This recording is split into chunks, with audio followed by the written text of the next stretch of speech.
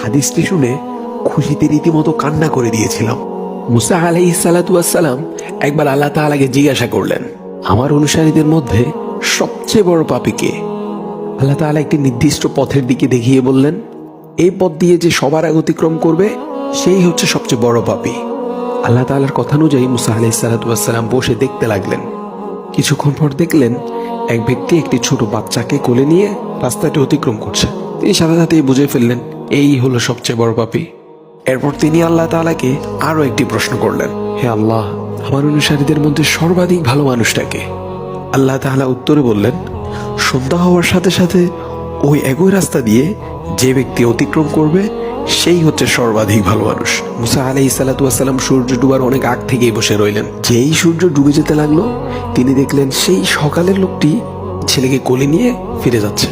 মুসা আলাইহিস সালাতু ওয়াস সালাম হতভম্ব হয়ে আল্লাহ তাআলাকে জিজ্ঞাসা করলেন, হে প্রভু, একই ব্যক্তি মহাপাপী আবার একই ব্যক্তি মহানেকি?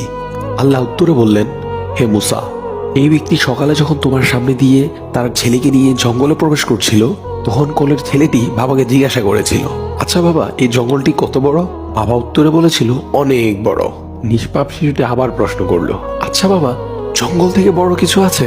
তখন বাবা উত্তরে বললেন, হ্যাঁ বাবা, আছে। ওই যে ওই পাহাড়গুলো দেখছো, পাহাড়গুলো জঙ্গলের চাইতেও বড়। পুনরায় ছেলের প্রশ্ন, আচ্ছা বাবা, পাহাড় থেকে বড় কিছু আছে? বাবা উত্তরে বললেন, আছে তো, আকাশ পাহাড়ের চাইতেও বড়। ছেলের পাল্টা প্রশ্ন, আচ্ছা বাবা, আকাশ থেকে বড় কিছু আছে? বাবা উত্তরে বললেন, আমার পাপ, যা এই আকাশের চেয়েও অনেক অনেক বড়। ছেলে এই উত্তর শুনে বাবাকে জিজ্ঞাসা করলো, বাবা, তোমার পাপ থেকে বড় কিছু নেই?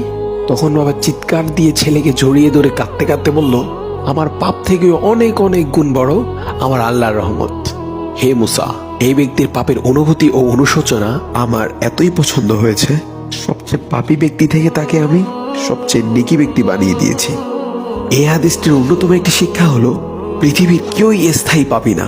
অনেক অনেক পাপ করে ফেলেছেন, তারপরও আপনি চাইলে মুহূর্তেই একজন পবিত্র বান্দাতে পরিণত হতে পারেন।